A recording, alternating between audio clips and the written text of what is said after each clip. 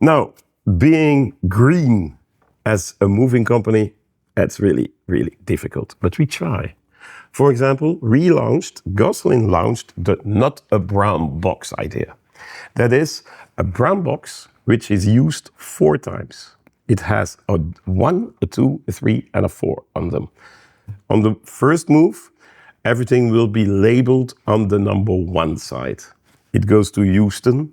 Our partner there will unpack everything and try to keep the boxes good. They are really, really thick, so they can really do also 4 moves. It will be a return from Houston to Belgium. Everything will be labeled on the number 2 side. Belgium, Germany on the 3 side, Germany, Vietnam on the 4 side. That's the brown box idea, meaning it's the best solution to be as green as possible into a moving situation.